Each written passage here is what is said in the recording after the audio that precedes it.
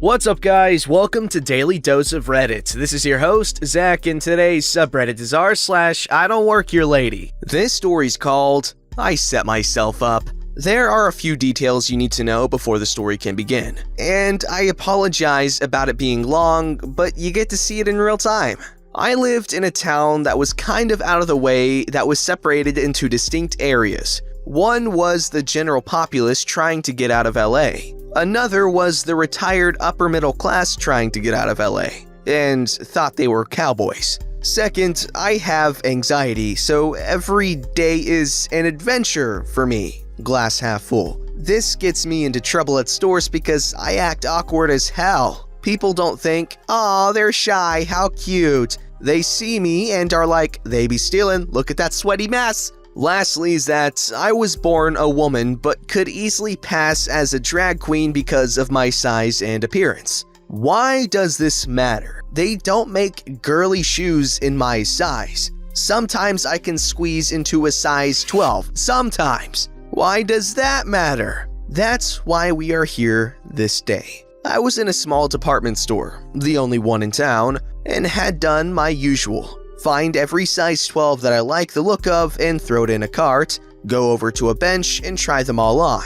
None of them fit, put them all back. This particular day, I had just gotten off of work and was in my black polo shirt and work pants, putting a stack of shoes back onto a shelf. I felt it coming from a mile away, so I looked around and accidentally made eye contact with a lady in her early 50s. Oops. "Would you be willing to see if they have the other color in the back?" Customer service tone of, "Not my department." With a smile, "I don't work here." "Oh, I thought you did."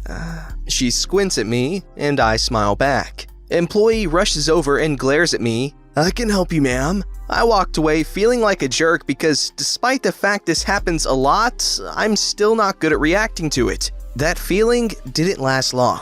I must have combed over the whole clothing section, women's and men's, desperate for anything that would fit me. When I realize, I feel like I have been having to sidestep the same person over and over again. I wasn't sure if it was her because I was tired, so I walked to the other end of the section. I almost run into someone. I look up and it's the same lady, so I go to the men's section. I look up and she's in the women's section across the aisle. We made eye contact. I'm starting to get a little stressed. I have anxiety, so I was trying to convince myself that what I was feeling wasn't rational, that it was happenstance, and that I shouldn't be scared of an old lady. But what if she was crazy and decided to stab me? I say to myself, but what if she says I touched her butt? I look like a man, they would believe her. I say back to myself, all you have to do is prove that you're a girl. Not before the police tackle me and are forced to fill me up to prove it. Okay, you're right. I'm clean. Please don't touch me. Let's just leave. But I still need shampoo. Hurry up. Calm down. Hey, what if it's that lady who asked you if you worked here? That'd be funny. Hurry up. Basically, I did a bang-up job of calming myself down.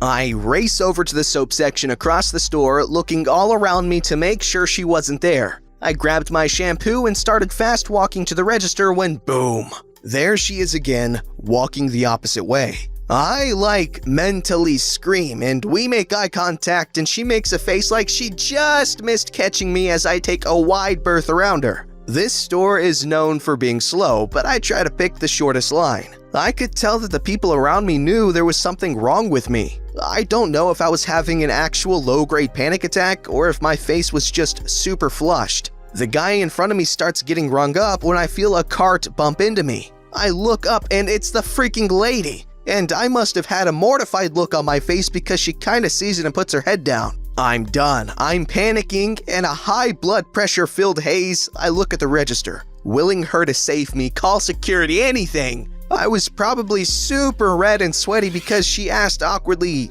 "Just off work?" Yeah, it was rough. Suddenly thinking about the hell that was work that day. The lady kinda scoots forward like she was going to interject. "Yeah, what do you do?" Oh, I did not want this lady behind me to know where I work because she's gonna stab me. "Oh, I'm a cook."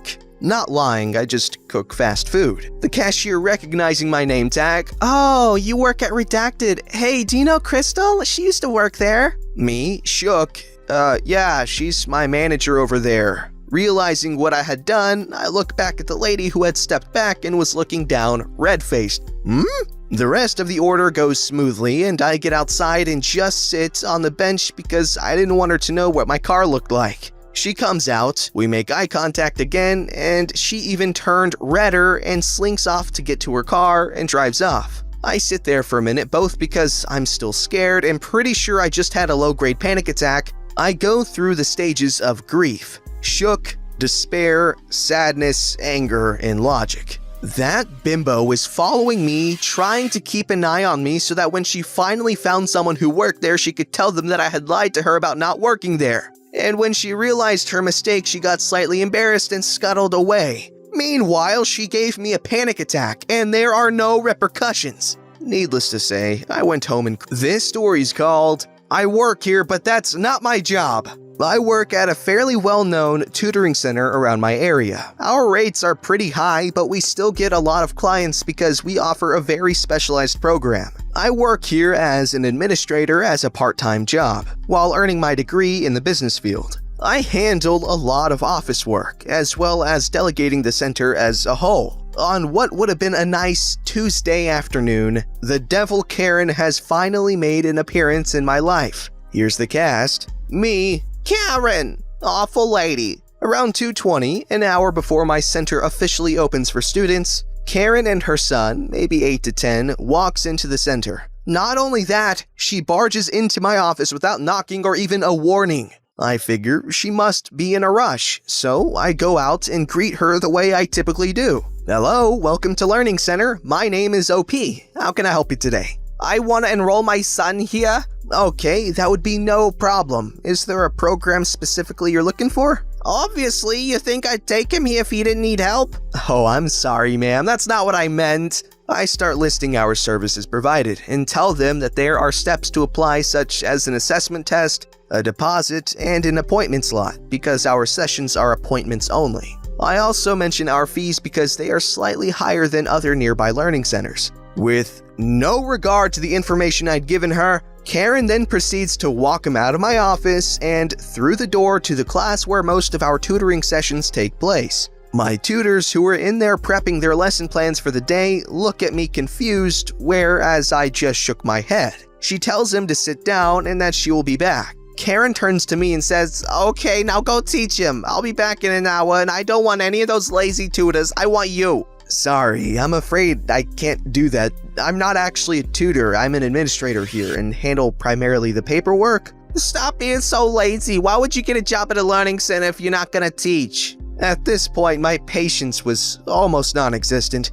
We weren't open for another hour, and all our appointment slots were already filled for the day. I know there was nothing I could really do to get rid of her since her stubborn ass was already beginning to walk out of the room. Okay, I'll tutor him, but at a rate of $250 an hour. Her mouth drops and she starts rambling about how that isn't what I said earlier and how dare I raise the price on it now. "You requested me specifically, and since I don't work as a tutor, I will need to promptly be compensated. I will also need a fee for $50 since you did not make an appointment beforehand." She starts turning red and going off about how no one has ever disrespected her this way and proceeds to threaten to take action by ratting me out to my manager. I walk away only to grab a card that has my manager's number. I give it to her and tell her to have a good day. She walks out with her son, fuming. Sorry it's not as interesting as other stories out there, but it's the first time anything like this had happened to me. Now, I'm of the opinion that not every story needs to have the hefty death toll that every other story tends to have, so I appreciate the realism your story provides, sir or ma'am. This story's called "You Don't Work For Us" ×2. This is kind of a weird one, so apologies if it doesn't fit exactly. When I was a kid, my mom worked from home, and we had a telephone with 2 lines going into it, one for the house and one for her work. We also used to have a Green Giant a couple towns over. The last 2 digits of our phone numbers were transposed, 16 for us and 61 for them.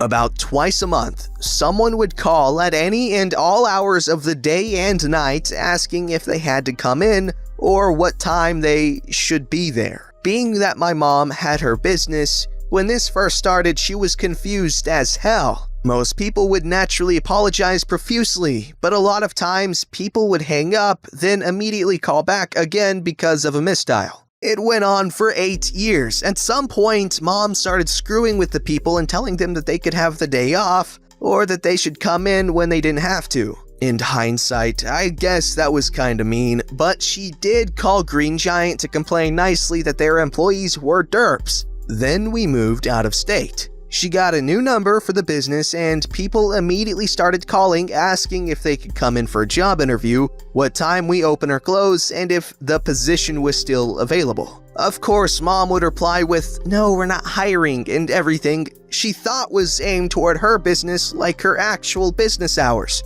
10 to 5, closed weekends. The best ones were the people who would flip their lid that, "OMG, that's not enough time to see and enjoy everything with my family," and hang up in a huff. The amount of these huffs was amazing considering we thought they were asking about our little retail/art store. It went on like this for a couple of weeks before finally she got out of someone that they were looking for the general information for Dollywood. Think like a tiny Six Flags theme park. Again, the numbers were almost identical, which was only made worse one summer when the local newspaper printed the wrong number for Dollywood in their want ads. People were downright mean, like the screw-up was our fault. I answered phones a lot working that summer too.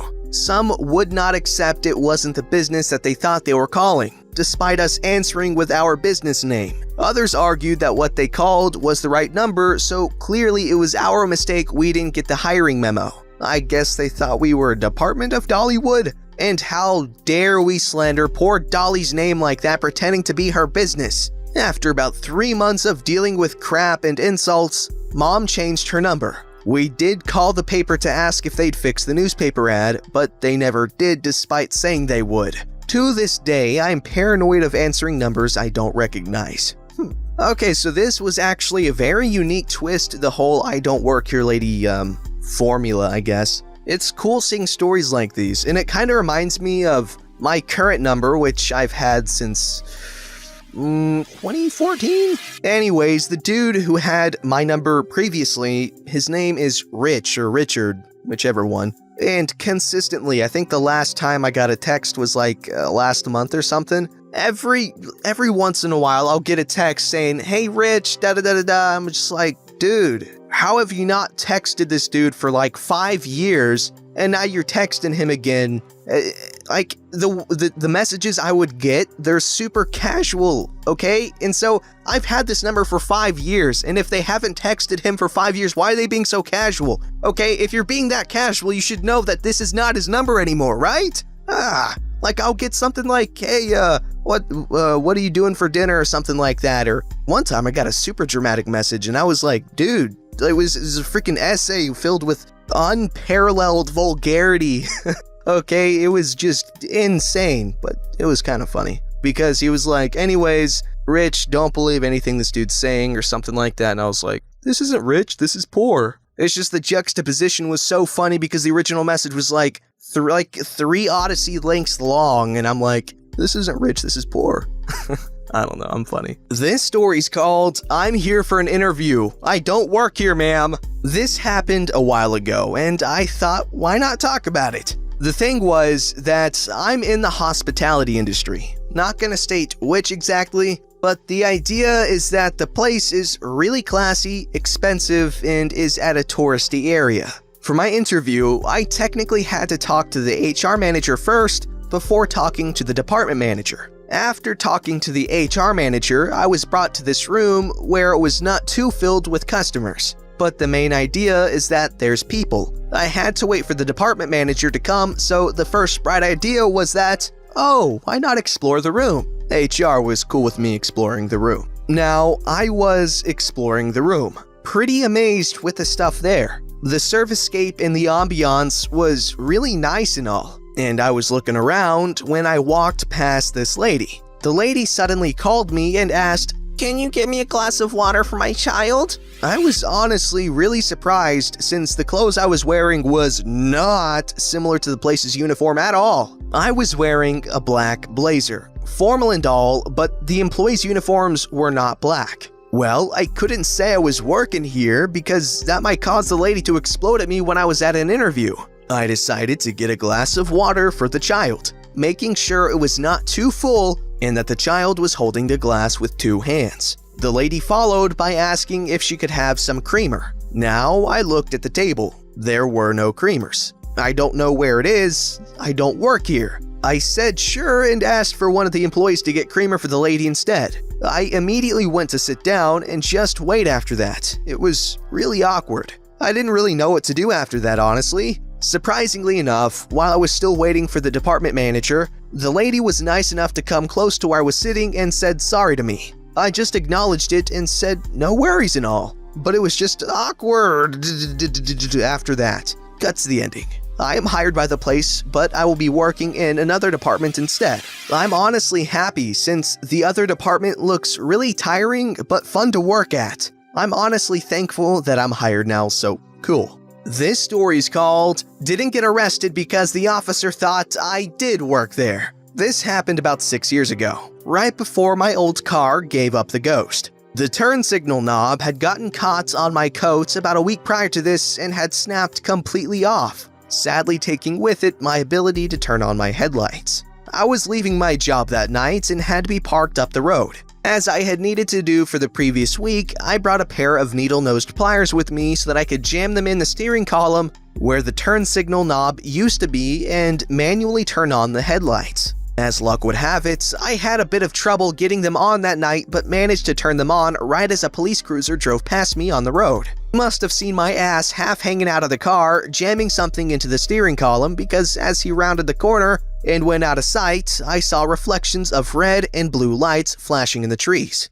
Not putting 2 and 2 together, I hopped all the way in and got buckled up and shut the door. Next thing I know, I saw that same car go whooshing past me at top speed in the opposite direction. Still not figuring it out, I just pulled out and started heading home. In my rearview mirror, I saw the cop slam on his brakes and pull a U-turn right as I started to pull into the gas station a few doors down from my job. As I get out of the car, the cop comes flying up into the parking lot and locks it up right behind my car. Then he rolls down the window, squints at me and says, "Oh, I guess you do work here, huh?" And then he backs out and leaves. It wasn't until I went into the gas station that I realized he thought I was stealing that car. But when he saw me in my khaki slacks and red polo shirt, exactly like the cashier was, he figured nobody would steal a car to drive to work. I almost got arrested, but I was saved because I didn't work there. But I looked like I did.